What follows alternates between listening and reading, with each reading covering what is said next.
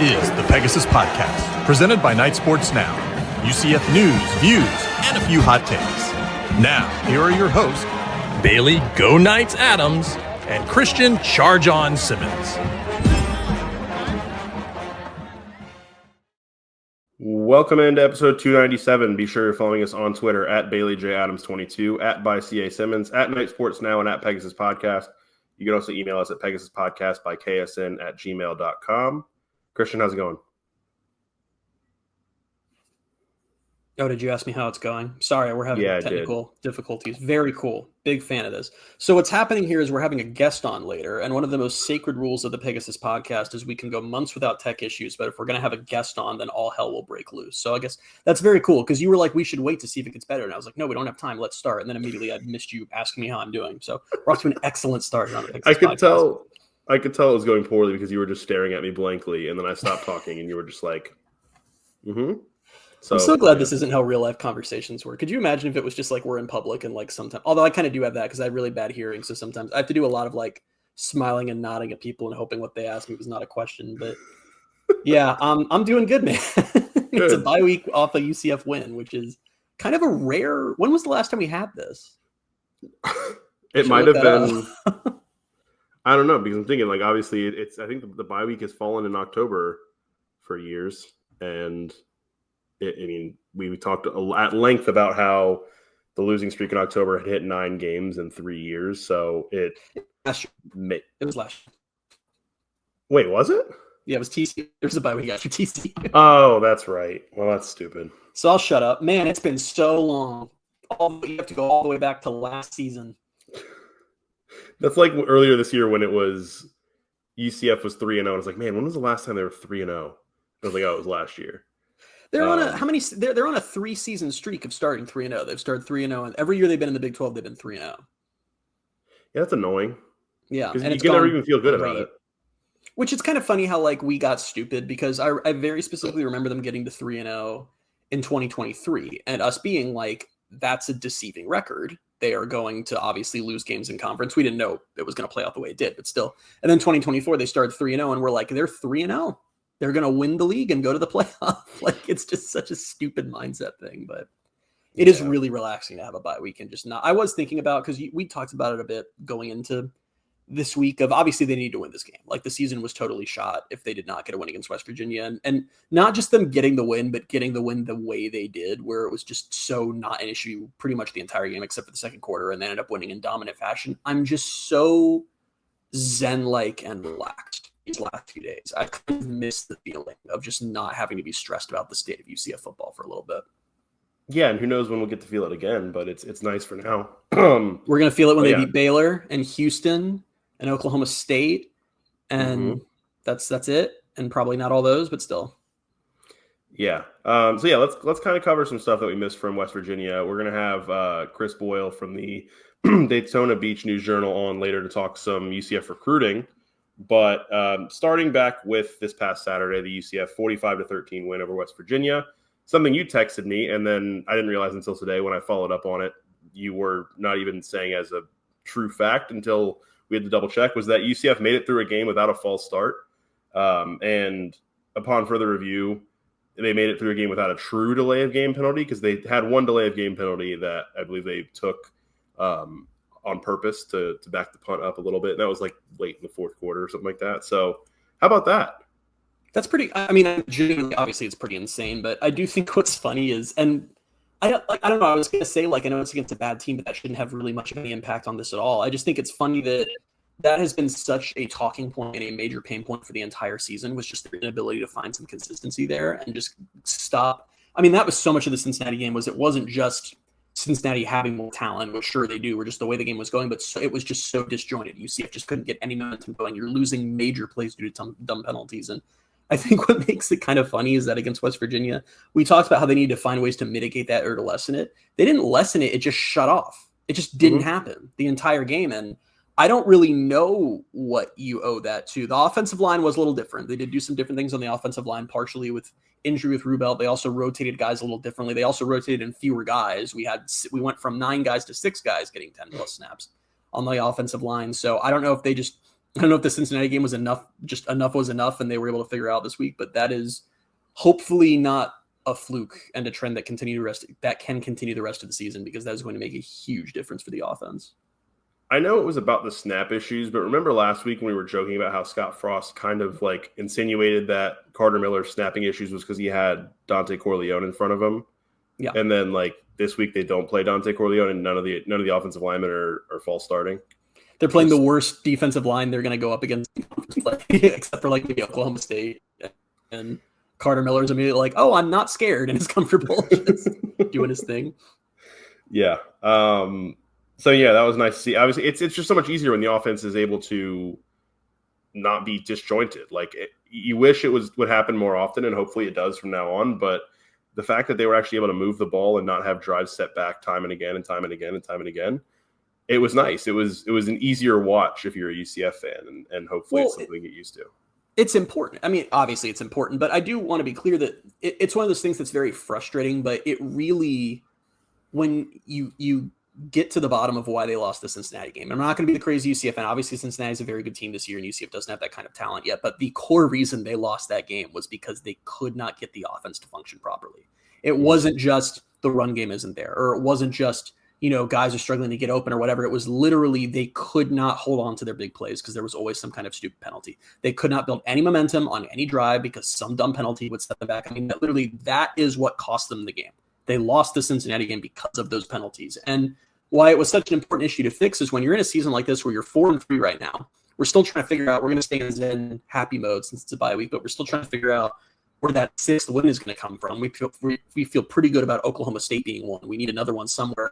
This is a razor's edge type season. Like if they make it to a bowl, it's probably going to be by the skin of their teeth. So mistakes like that, they can be annoying when your team is really good. When your team's like this and they're just competitive enough, to stay in games and to try to win them, that's what kills you. Like that is what would have killed this season if they could not figure that out.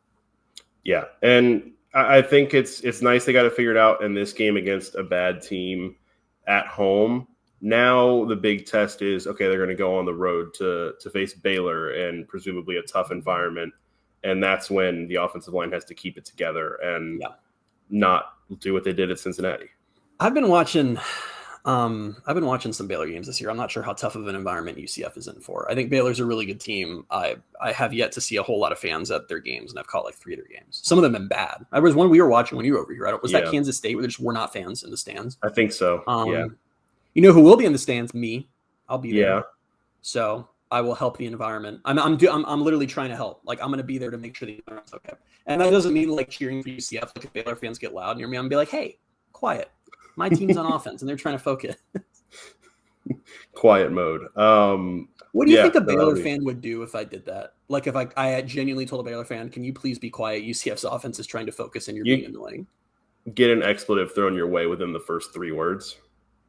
I guess it just depends on what kind of Baylor fan I happen to try that remark in front of. But yeah, for the most part, you probably get an expletive back, or you just get a puzzled look where you're just like, all right, or maybe a laugh. You might get a laugh. I don't know. And they'll laugh, and I'll be like, I'm not joking. You need to be quiet. Then we'll find that story on Twitter of just some Baylor fan being like, I had a weird interaction with the UCF fan. I'm like, it was Christian. Now I kind of want you to do that and report back, see what happens. Well, so I'm going with our friend Zach, who has a long history of putting me in bad situations in public places because just of the way he is, particularly at sporting events. At the most recent UCF game I was with him, which you were at, were TCU. I genuinely thought he was going to get arrested at one point.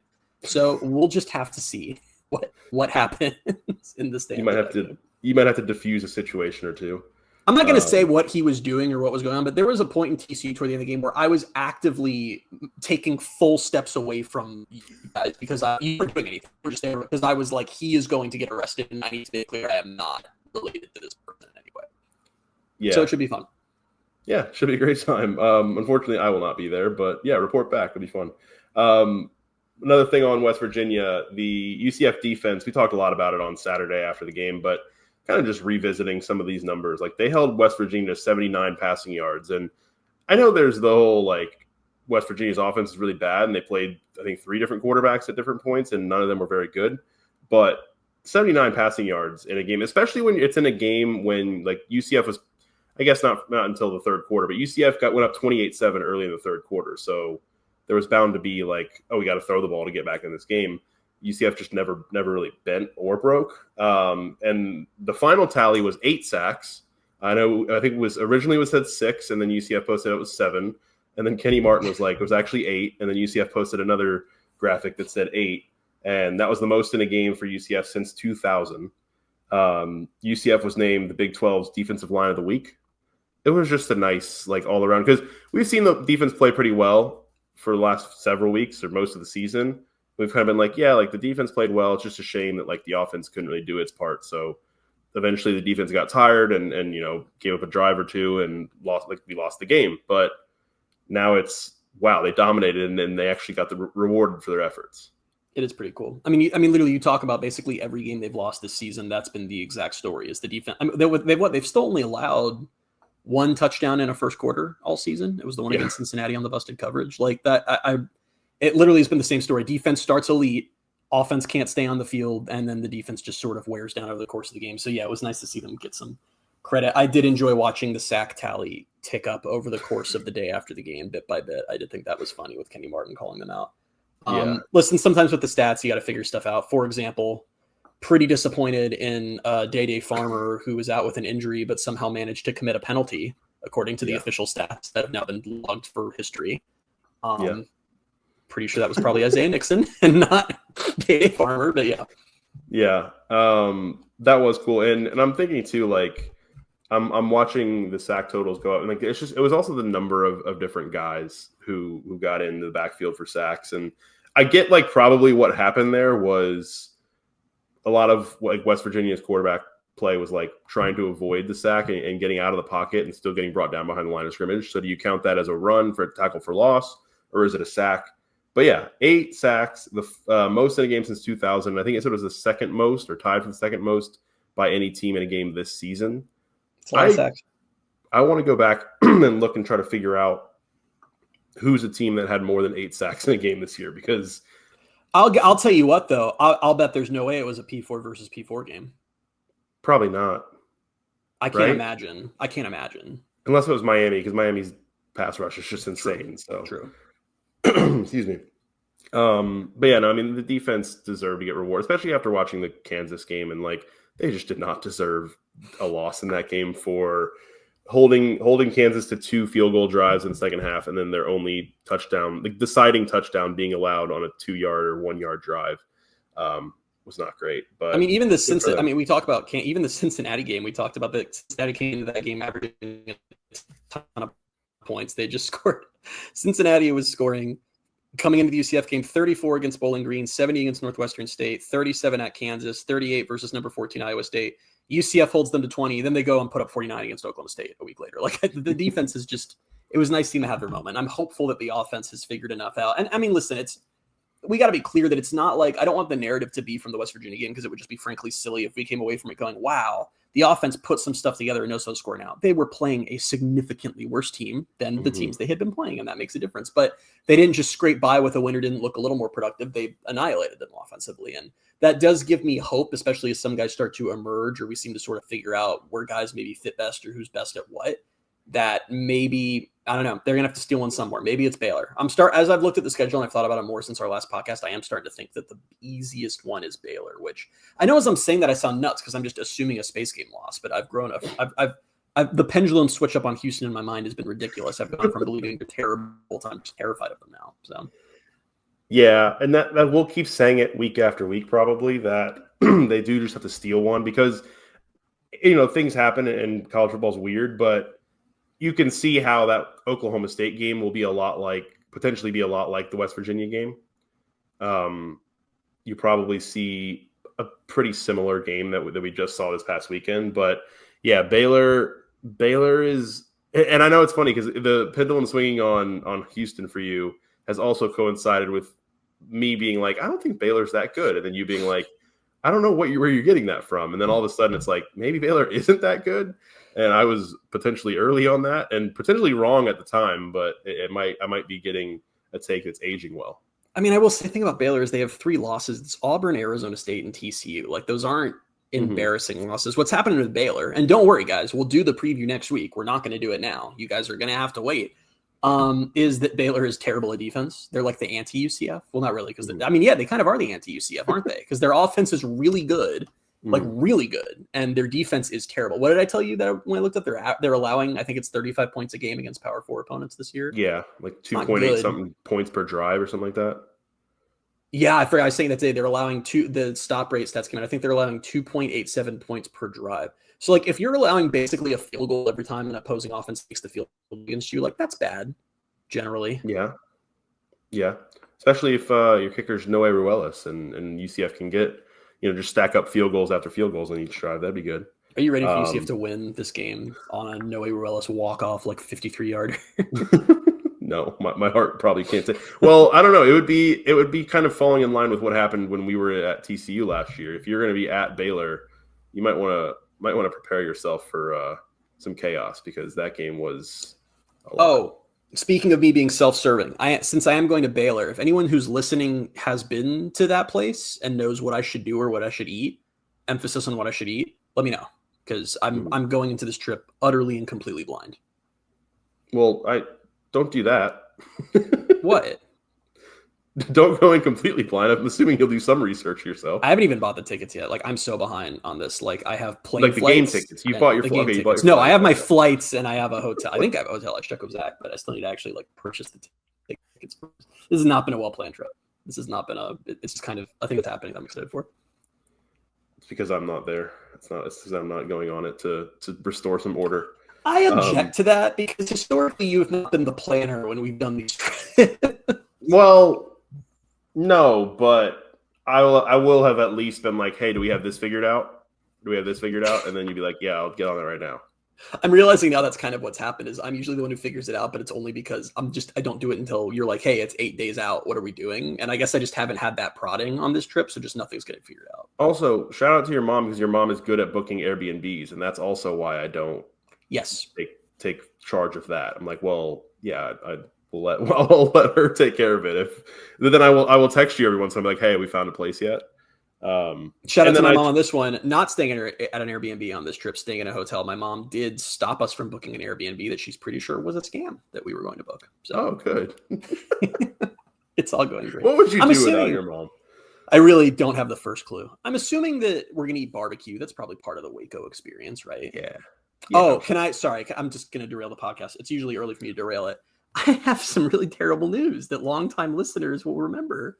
That was dropped to me on Twitter, and it's actually terrible news that happened like almost a year ago now that I didn't know it happened.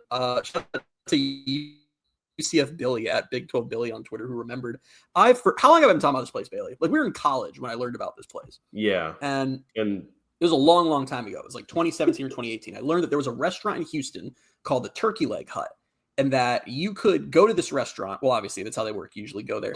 But that they had a menu. The place looked incredible. They had a menu item that was a turkey leg stuffed with dirty rice and then topped with Alfredo sauce and fried shrimp.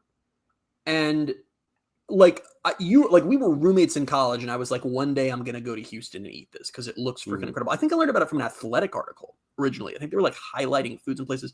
I've been obsessed with this place for years. What unfortunately I never realized was that it closed last year. Like 9 months ago, it shut down. And also, like, now there's all these like really bad legal things. Like the person who owned it's been like arrested for aiding a criminal or something. Oh, like, it's gone really downhill really fast. But yeah, Big 12 Billy on Twitter gave me the heads up that the bankruptcy case for Turkey Leg Hut is closed, and there were no assets to get from the bankruptcy. So I'm laughing, and this is funny. And if you're a longtime listener, I'm sure when we talk about this, I was so upset last night when I found out about this. Like, I genuinely felt like I'd lost a friend, and it's a restaurant I'd never eaten at, which also may be tied to some kind of criminal activity. So I'm just like, I don't know what I'm like living for now. That's had me going for so many years. I'm going to go eat this turkey leg with the Alfredo sauce and the shrimp and the fried rice or the dirty rice. Now it's like there's zero chance we'll ever go to a game at Houston. I already flipped on you. I texted you today and was like, I'm not Colorado for 2026. But not even like just next year. Like, I just feel like that was the only thing Houston had going for it. Yeah. For years, I'd said that I was going to, and there was just a stupid confluence of events that stopped me from going. Like UCF's last trip to Houston was COVID 2020, not a great time to travel. So it was just like, it just never happened. And now it never will. And, you know, this is a good lesson in just live your life while you can, because like, I can't believe that like I for years I thought I should have just gone to Houston. I've been to Texas multiple times since I learned about this place. Any of those times I could have been like, we're in Texas, let's rent a car, let's drive to Houston. Never did it. And now I'll never get it. I'm sorry for your loss, but had you told me while we were in Dallas or Fort Worth last year, let's rent a car and drive 3 hours, 6 hours, probably round trip to go there, I don't think I would have gone with you. I could have been like, all right, yeah, you can do that if you'd like, but I'm looking up how much of a drive it is. You wouldn't have gone with me if I wanted to do that. I don't think so. You know, I don't like long car rides, and that I would would have 6 driven. hours. Yeah, I know, but I don't know. But that's 6 hours. Oh, we should have done it. It's a How 3.5 hour drive. I was right. I've looked this up before because I have a cousin that lives in Houston. And that's not. You are lucky I didn't know that last year, because it would have happened. I wouldn't have gone. I'm telling yes, you. You would. No, you I wouldn't have. Sure, you would. No, I wouldn't have. No. Well, we found the limit of our friendship, and it's a turkey leg that's 3.5 Which is funny that we're having this argument right now, because every time I'm in Orlando, you're like, "What do you want to go do for food?" And I'm like, "I don't care." And you'll suggest a place. I'm like, "Yeah, that sounds fine." So that's one of my biggest. We'll get back to football in a second, but that's one of my biggest pet peeves with being your friend. Is I like you anything I can ask you. Like I can be like, "Do you want to go to Chili's?" And you go, "Yeah, that's fine." I'm like, "Do you want?" I don't know, go deep sea diving for crabs and we'll eat those. I'll be like, yeah, sure, whatever, it's all good. Like it's just, I can never tell if you actually want to do a thing. You got me on it last time, I think it was, when I had driven to Orlando, whatever, hour and 45 minutes, and then we were going somewhere, I don't even remember where, and you're like, "Do you mind driving?" And I was like, "Yeah, that's fine." And you're like, "No, I'm not actually asking you to drive. You just drove here.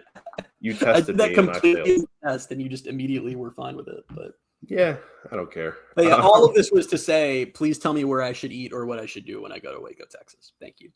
Right. We have one more thing on West Virginia, by the way. I love bi-week podcasts, especially considering I can hear half of the things you're saying, and then we're just powering right through anyway. Yeah, I'm fighting through it. It's like I'm talking to a wall that only occasionally talks back, and I'm doing what I can. I'm sorry for the quality of this listen if it's coming through as horrible, but we're doing what we can.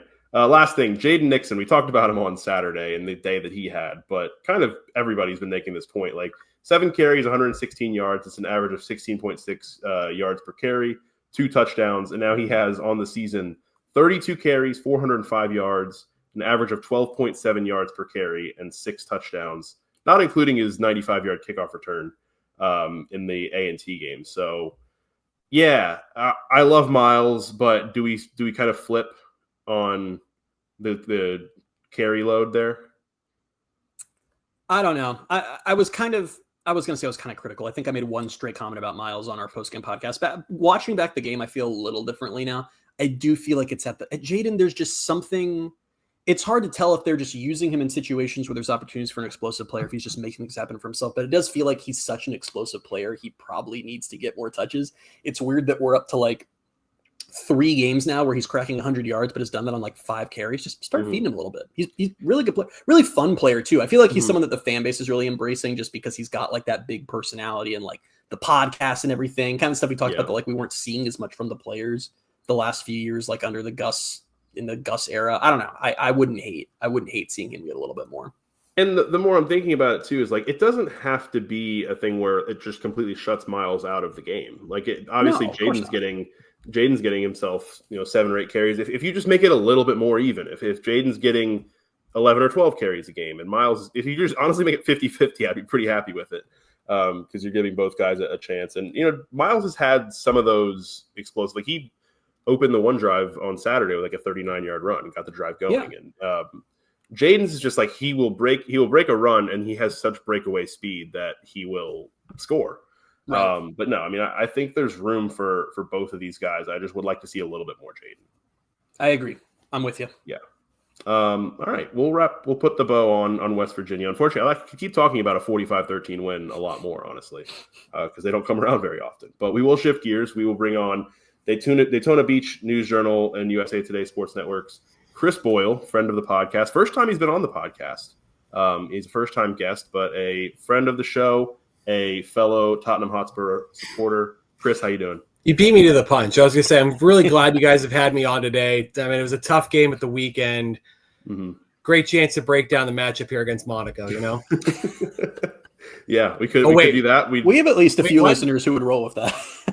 We'd lose, I don't know, 99% of the listeners, but, you know, they'll come back next week when we have a football game to talk about. But, Chris, wanted to bring you on and talk about recruiting, which I think we were going to do weeks ago, and then we were like, something fell through, and we just decided we'll do it in the bye week. So. Not much has changed, to be honest, so it's okay. That's the scary and sad part. So we'll start there. What do you make of UCF's high school recruiting at this point in the cycle? Their class is 15th in the Big 12. Things aren't seemingly going super well. So what do you make of everything right now? It's a holding pattern, I think, more than anything. I think, you know, UCF, I feel like, is a program that right now is dependent on victories. We know what the financial situation is there, and that it doesn't necessarily lend itself favorably to some of the bigger spenders, particularly in the league and further afield. So they got to do it by demonstrating that there's a plan in place and that the results are going to come from it. I think that's there's encouraging targets that they have. And I think, to Christian's point from the last podcast, or one of the ones you guys just did, Scott Frost kind of gets the benefit of the doubt, right? The fact that he was able to find some really good players in pockets of space that other schools had overlooked the first time around in 2016, 2017. And the fact that they've hit the portal and had quite a good number of successful recruitments out of it. There are some impact players on this current roster for this year and potentially for next year that they were able to find late in the process from other schools, from some alternative places to seek talent, right? I mean, Limestone College, they found potentially next year's starting wide receiver and left tackle, two guys that played significant snaps over this past game against West Virginia. So I think they have earned the right to get a little bit of belief that they can do this, even with the potential lack of resources and the lack of bucks, quite frankly, that other teams are going to have.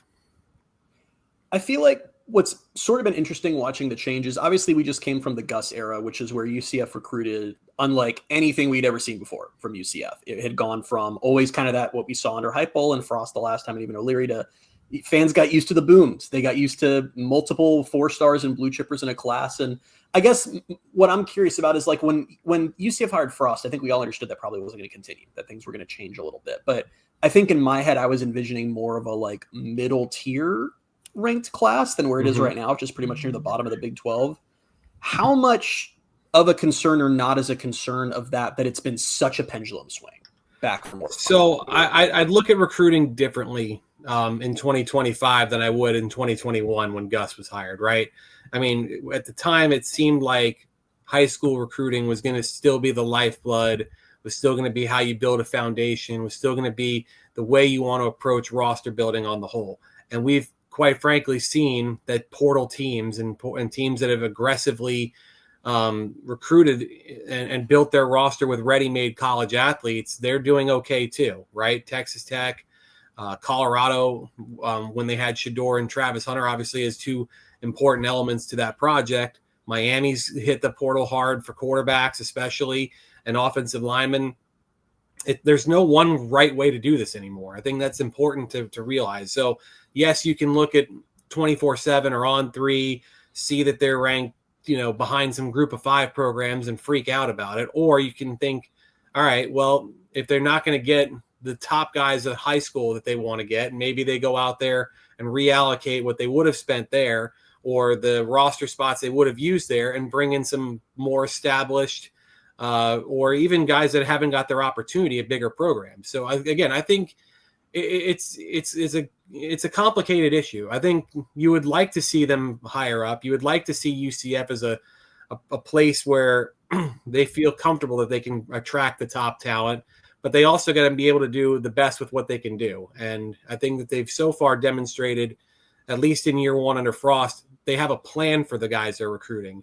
I think that's one thing that really lacked under Gus Malzahn. They would get players in and then not really have a true idea of where they're going to use them or when they're going to use them.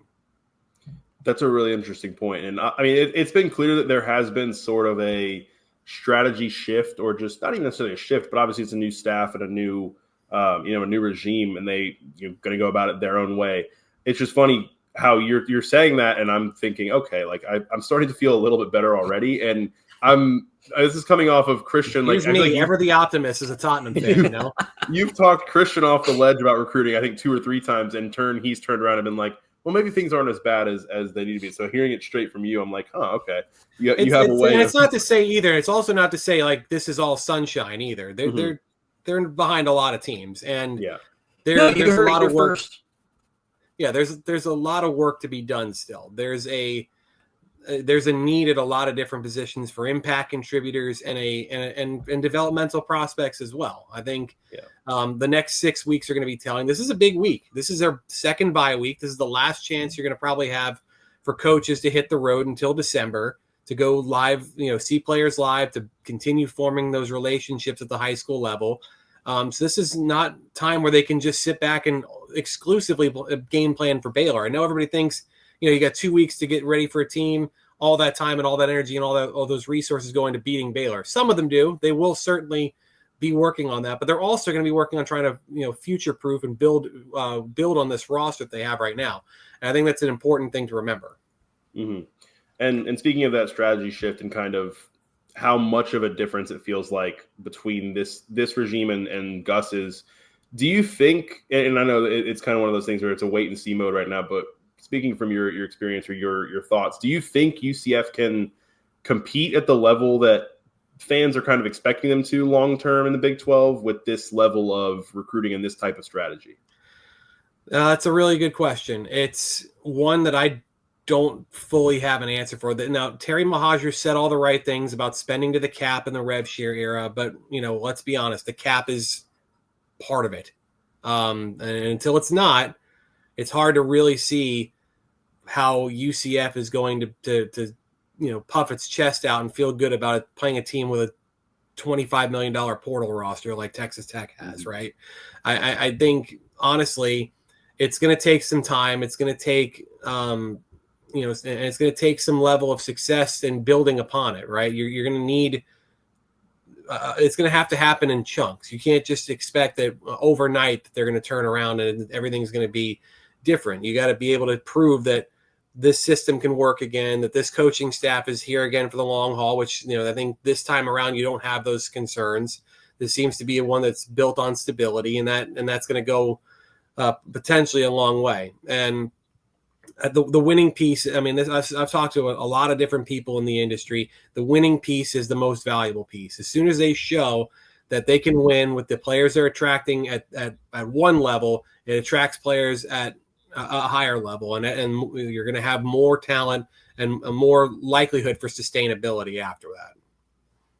And I think the money thing is a really interesting part of it, because this is obviously still new. And I do think that, I'm not calling out UCF in particular here, but it does seem like every school that's not having the type of season its fans expected to have the answer just now as well. We don't pay as much as these other schools.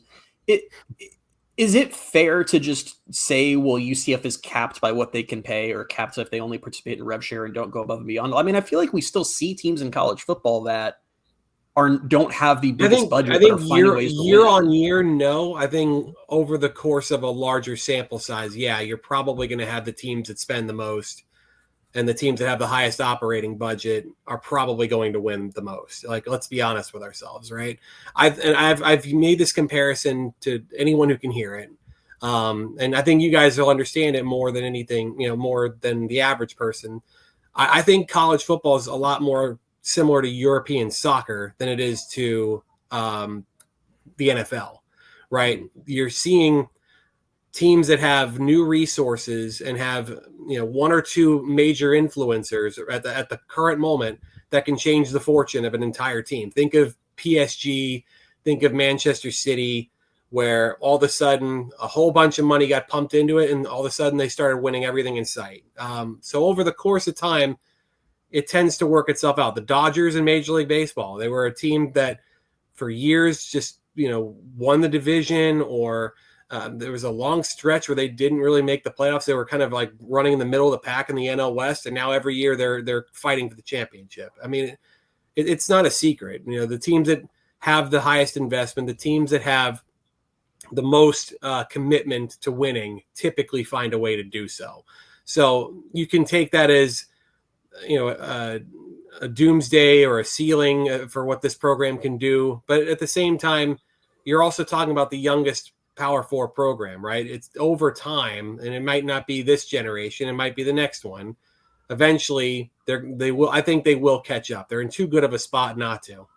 I'm curious on that point.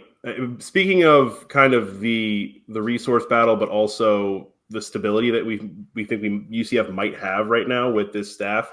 Christian and I were texting about this the other day. Obviously, Florida just let Billy Napier go. Mm-hmm. There's a lot of buzz around Mike Norvell and what's going to happen at Florida State, I guess, maybe at the end of the season.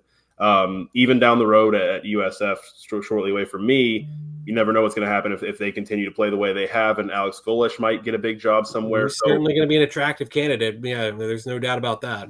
Do you see UCF in a position to strike and kind of take advantage of the situation around them with suddenly what looks like a little bit more stability than other programs have right now? I mean, I would look to strike if I were in their shoes. I mean, if you've got Florida's roster potentially on a pendulum about whether those guys jump into the portal, same thing with Florida State. There's a lot of players on those teams that UCF's recruited in the past, or certainly that these coaches are going to know or have seen or have scouted.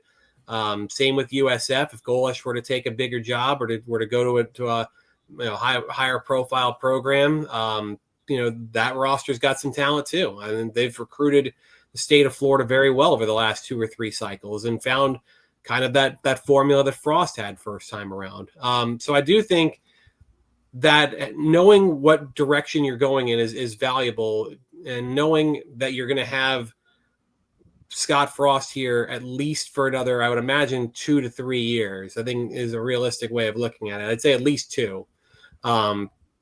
It gives you an opportunity to pitch a vision, to show that this is going to be the way, and this is going to be how they've done it and how they plan to do it, right? And that does tend to give you an opportunity to take advantage of situations like this when you're going to have not just the state of Florida, you're going to have probably at least a dozen major jobs that are going to have domino effect because of this. You think about the Florida job alone, the Penn State job, they're probably looking at G5 sitting or Power 5 sitting head coaches, and it's all a residual effect. So all of those rosters come into play too. So that's why I think in particular this year, maybe don't freak out about the high school track, because there could be 20, 25, maybe even more full Power 5 and Group of 5 rosters that are in play.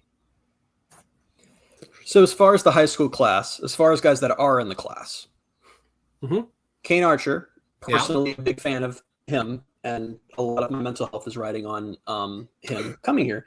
We also got Dante Carr, 2 quarterbacks. And now on top of that, this week, Rocco Marriott, James Madison quarterback commit, scores an offer. Should we be reading into, and if so, what should we be reading into UCF trying to just stack high school quarterbacks in this class?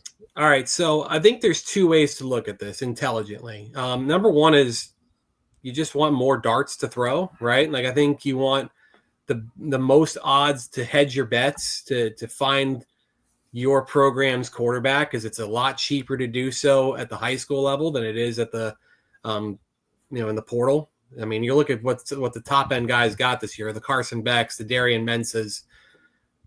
I mean, I don't know if UCF is going to have that kind of money available to them for one player. So your best bet is to find someone and then retain them and then build the entire thing around them at the quarterback spot.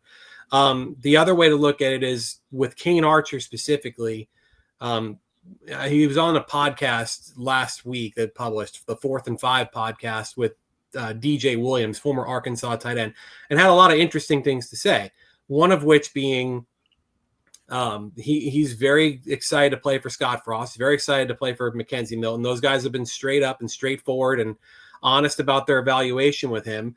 I genuinely believe he wants to play for UCF if Arkansas does not come calling. I think if Arkansas hires a coach that makes him the priority, I do expect he will be a Razorback. But if they stick with Bobby Petrino, he's not spoken to Bobby Petrino since last offseason at the very earliest. So if you're a UCF fan and you really like Kane Archer, I might root for the Razorbacks to win some games down the stretch and hand the job over to Bobby Petrino. That would just be my intel. But again, it doesn't also guarantee that whoever they hire is going to immediately say, all right, we need Kane Archer, right? Like there could be a player, if it's a sitting coach, for instance, they may take the guy that's committed to them currently. Those relationships do matter still, even though, you're going to be going into an area that some of that fan base is going to want that particular player. That player may not fit exactly what the coach wants to accomplish offensively. So it's 6 weeks is an eternity in recruiting. So yes, there will probably be some nervy moments. I remember them with John Walker. I remember hearing for 6 months that he was destined to be a Florida Gator, and he's still starting for UCF this weekend. So, don't fret over it too much. Okay. Don't attach yourself to any one particular player, because you're going to get your heart broken at some point, potentially, unless it happens to be, Mackenzie Milton situation where you just strike lightning and recruit the best player that ever walked through the door, potentially. I'm more attached to Kane Archer than I've ever been to a UCF commit, so that's great news for me. But I will keep that in mind for the next. I think cycle. that's a fair way to look at it. And I've talked to Kane. I've spoken with him. He was supposed to come down for the North Carolina game and did not. And obviously that's something that you try to read the tea leaves, of course. But he's really focused on winning a state championship at Greenwood. He's leaving a legacy in that town. He's the Arkansas Player of the Year. They're playing. They played last year in honor of a fallen teammate. They've got a lot of big plans there too. So just because you don't see him every weekend here isn't a big deal necessarily in the grand scheme of things. But the big picture is what ends up happening at Arkansas. Christian burying his head in his hands because he knows that rooting for Arkansas to. I can't wait for somebody to clip that and turn into another meme. It's a losing battle rooting for Arkansas. Although Arkansas does have LSU coming up, and they'll probably win that game. They've been competitive. They've only lost their last 2 games by a field goal. So, I mean, if you're Petrino, who reportedly was angling for that job from the get-go, I mean, he's certainly not making it a bad case for himself that they're competing against good football teams, Tennessee and Texas A&M. Yeah, they'll go into Tiger Stadium and beat LSU in a few weeks, so they'll have that to hang on to. But going back to UCF and kind of just speaking generally, less about recruiting, more about what's going on right now. But I want to get your thoughts on year 1 so far of Scott Frost. Do you feel better, worse, the same, kind of about what we're in store for here for this era through the first, what has it been, 7 games? Let me clarify. My feelings don't matter. But I would say if you are a fan of the team, they've beaten 4 teams they should beat, and they've lost to 3 teams they shouldn't beat. Based on where they're at in their program, their talent level, and the way the year has trended out. And I think that's okay. They've been competitive. They could be in a much worse situation. You've seen North Carolina and West Virginia, who I think are very comparable teams that have higher profile fan bases, higher profile history, and certainly higher profile head coaches in the case of North Carolina. And those might be the 2 worst teams outside of Oklahoma State in the Power 4. And UCF handled them with ease. So you could be in a much worse spot. Sure, you'd love to have not surrendered a 14-0 lead against Kansas or scored at the 1-yard line and won that game in the end. Sure, you'd love to go to Cincinnati and ruin their party, right? And get them off the rails and end their chances of winning the Big 12. And they had the ball for 90 plays in 40 minutes. You'd have told me before that game started they were going to have the ball for 40 minutes and run 90 offensive plays. I thought they'd have run them out of the building, but it didn't happen that way. And again, a lot of that's to the fact that this is an inexperienced team that's at the time was 6 games into playing with one another, and a lot of players that haven't seen Power 4 reps up until this year. So I think on the whole, if you're a fan of the team, you should be encouraged. You still have a chance to play for a bowl game. You still have a chance to make noise here in November. You've got a bye week to recuperate and get some guys healthy, which I think is extremely important.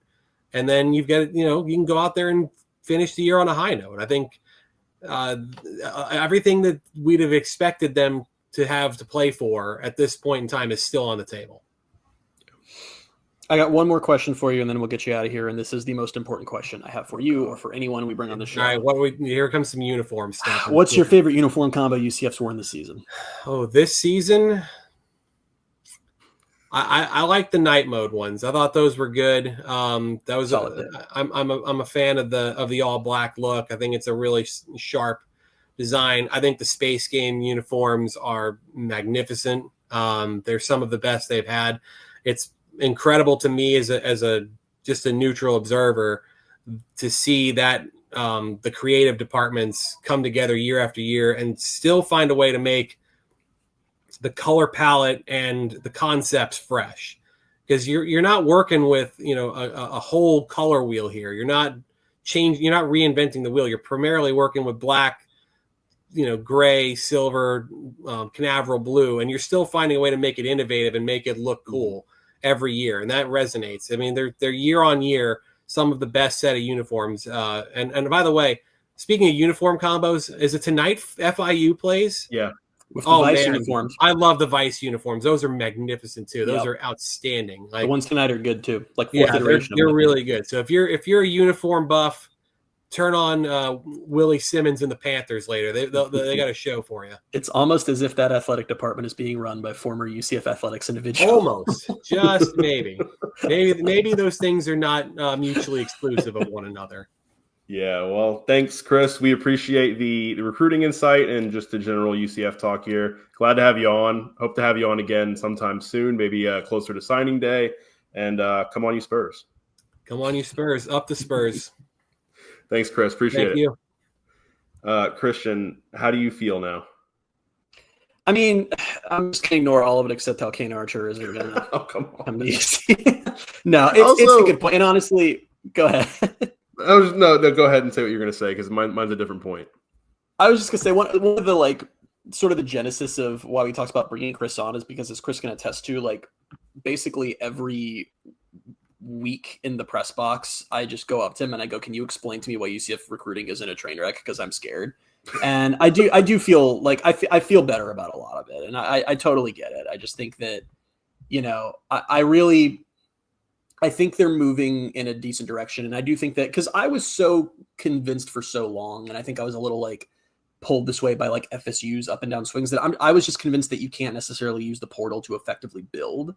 But it's hard to argue with them doing that when we saw who this staff brought in through this first portal cycle. To Chris's point, they did it. They hit on a lot of guys. And look, you can see what the road not taken looks like. West Virginia tried the same thing, and we just saw what that looked like. So I'm going to trust the staff, and I'm going to trust the evaluation. And I think we'll see what happens. I'm excited. I'm excited for Kane Archer to come to UCF after Bobby Petrino beats LSU and gets given the job. Yeah, I think it is kind of almost just a wait and see, where it's they're in a unique spot right now where they kind of almost have to go with this strategy that they're going with. And if it works out, they'll stick with it. But I'm sure if it doesn't, they'll go back to the drawing board and see what they can figure out from a moment standpoint and all that. But the other thing I was going to say before we get into the football news was I just want to peel the curtain back, where we're getting into our last questions there for Chris, and Christian texts me and says, "I'm switching to a different question for my last question." So instead of asking another question on this year's team, he asks his favorite uniform. And I should have known when you said it's going to be a different question. I was like, what is it going to I wonder if he just thought of something else, and I should have known that it was going to be uniform. I think almost every guest we've ever had, I've done that, and it just slipped my mind for some reason because I was so stressed to get the T on Kane. So I had the moment where I was like, wait a minute, he's going to leave, and we're not going to know what his favorite uniform combo was. So you didn't ask Scott Reynolds, our K-State guest and my boss at Pewter Report. You didn't ask his favorite. I don't need the opinion of someone who's seen 2 uniform combos his whole life. Oh God. All right, let's jump into the football news real quick. UCF in the NFL update. RJ Harvey with a very, very weird stat line. Broncos scored 33 points in the fourth quarter to come back and beat the Giants 33-32. RJ ran 4 times for 0 yards, but he caught a 2-yard touchdown in that comeback win. So that was a very strange thing, but an impactful touchdown that he scored. UCF Baylor, the kickoff time and TV channel is still to be determined. That got flexed into the 6-day window along with most of the rest of the Big 12. Which I laughed because the Big 12 put out their graphic or whatever. And they were like, tune in. And it was just one game and all the rest of them just had 6-day window. And I saw somebody reply and they were like, what are we tuning into? Like, we don't actually know yet. So, but I'm realizing now through 3 years, the problem with the Big 12 and how freaking, because there's no brands, everyone's just super similar. So I feel like basically once you get to late October, it's just 6-day windows the rest of the way because they just have to wait and see.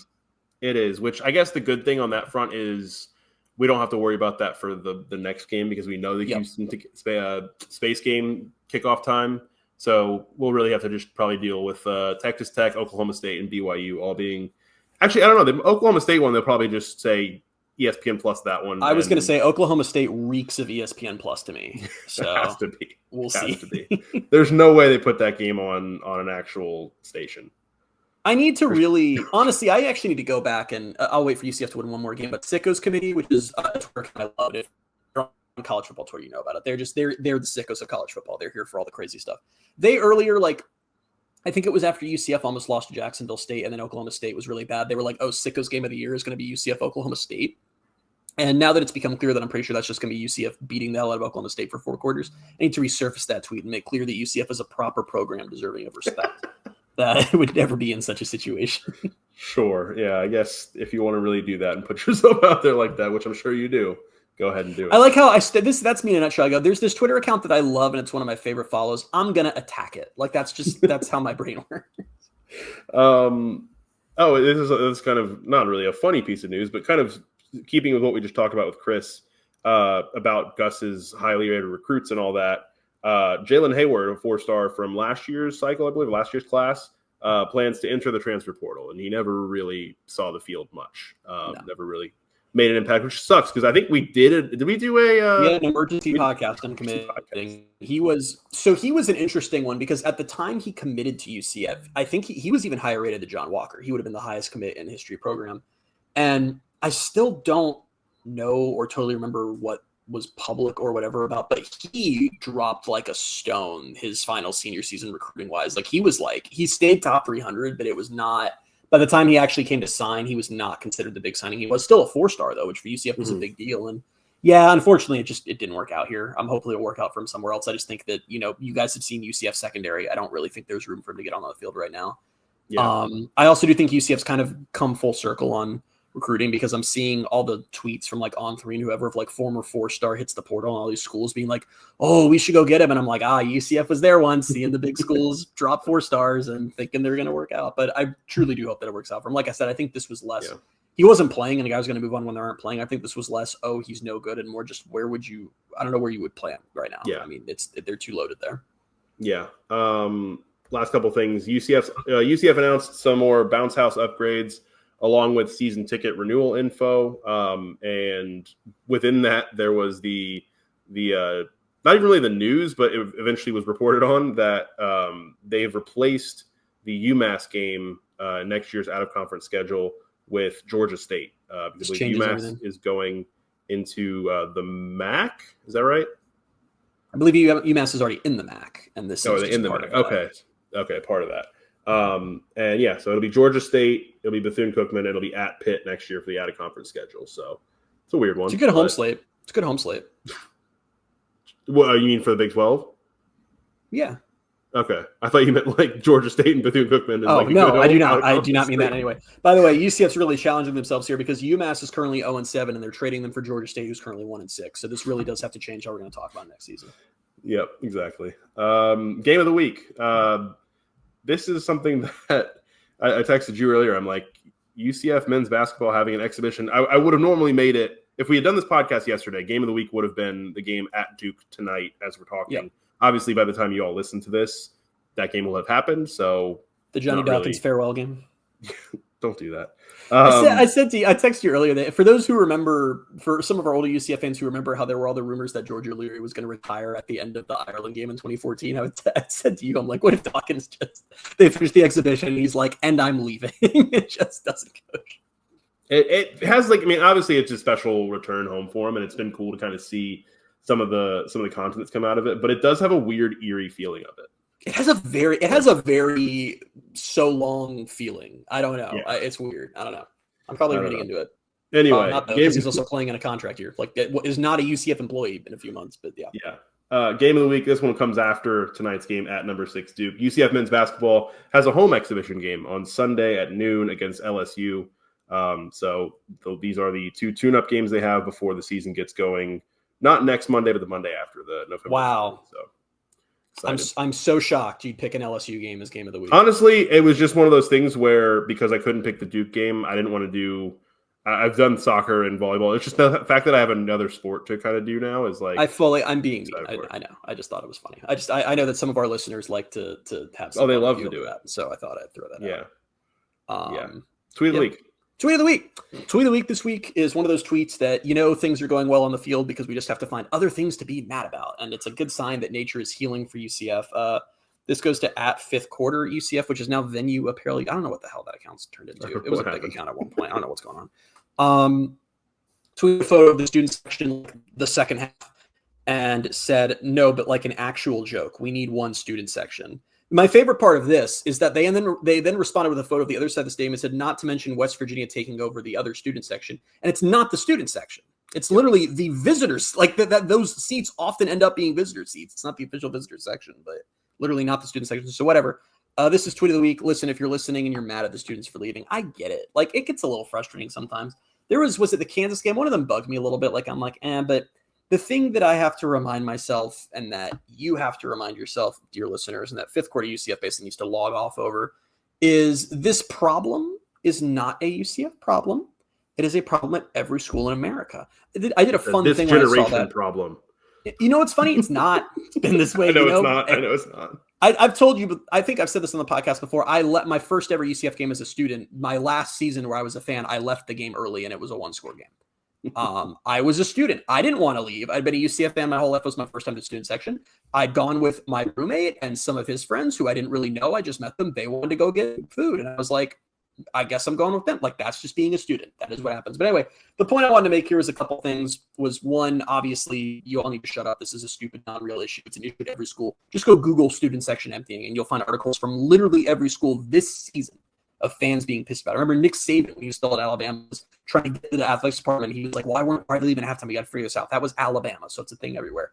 The part that I strongly object to and that I wanted to bring up was the end of that 5th quarter tweet was we need one student section. And I'm seeing more of that, of people being like, we need to shrink the number of students allowed into games. The reason that I'm not down for that, aside from it being a stupid idea, is that there's a financial situation here that I wouldn't expect a casual fan to be aware of because it's kind of in the weeds. But UCF is one of the very few Power 4 schools. It's a very short list, actually. I should go look up who it is. I think it's mainly the ones that used to be G5s who, and if you're a UCF student or are recently, you know this, you're charged a fee for being a student at UCF. You pay money to the school each year that goes directly to athletics. That you might just think that's part of going to college. It's not a normal thing for universities to do. And the trade-off with UCF has always been, the deal is we make you give us money to come to the school that goes to athletics, and you get to go to all the athletics games for free. This isn't a small amount of money.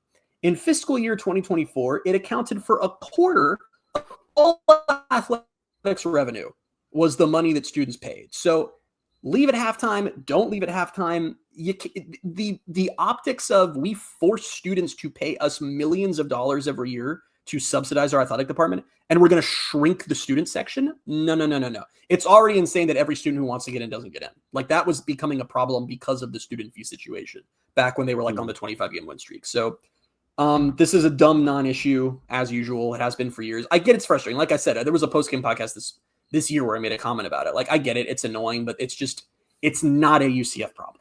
It is just when you're in college, you don't always want to spend 3.5, 4 hours at a football game. You just don't.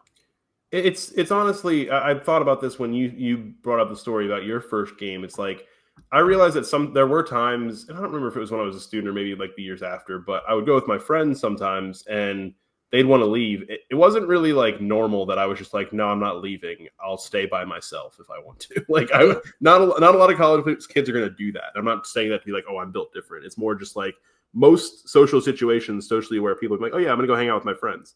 I was just like, no. But that's what you do in college. You go hang out with your friends.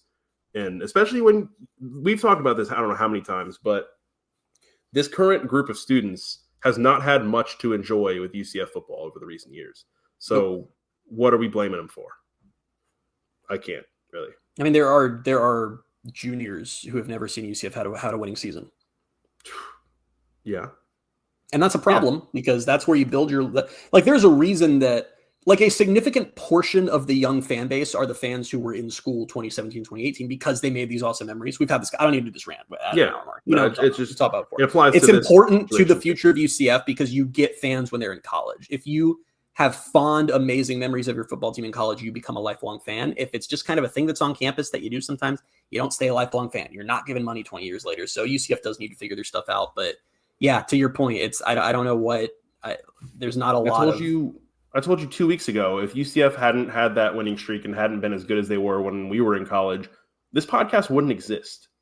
I'd still be a UCF fan because that's my alma mater, but I don't think I would devote as much time to caring about them as I do if I didn't have those memories and want to get back to those memories, really. Yeah, and it's different for me because I like grew up with it, so I'm not going anywhere. Like 2017 less changed for me when there's just a sigh of relief of, oh, good, they can do something. But for a lot of our friends we went to school with, like that whole, I even noticed it just in life. Like, it's like that, those 2 seasons produced a new generation of UCF fans. I know Trace Trilko has said before, he always loves when we name drop him on the podcast. There you go. We're getting one in late at the hour. We're going to see if he listens to the whole thing because we'll see if he catches this one. He's told me before that he feels like the fan base had doubled in size following 2017. And I do feel like there is, I don't know if I agree it's that extreme, but I do think there's some level of truth to that. I do think that having the super special seasons, one of the famous ones, I remember this was 2013 when UCF won the Fiesta Bowl. I believe their acceptance rate dropped by 5 points the year after they won the Fiesta Bowl. Like, having those seasons matters, and they got to get back to doing it. What you don't want is, it's okay to not have them every year because UCF's also just not the type of program that's going to do that. But you have to try to get one a generation in. Like, every generation of students gets to see 1 year that was really fun and locks them in as fans. So hopefully Scott Frost will lead them back to that. But like I said, this is a nature is healing moment. The fact that UCF Twitter has resorted to this kind of nonsense means things are going well on the field. So yeah, I guess so. All right, we'll get out of here. We'll get out of here for the end of our bye-week podcast. We'll be back next week with episode 298, leading up to the Baylor game. Until then, you can find us on Twitter at BaileyJAdams22, at @ByCASimmons, at Night Sports Now, and at Pegasus Podcast. Thank you guys so much for being with us, and we'll talk to you next week. Bye, everybody.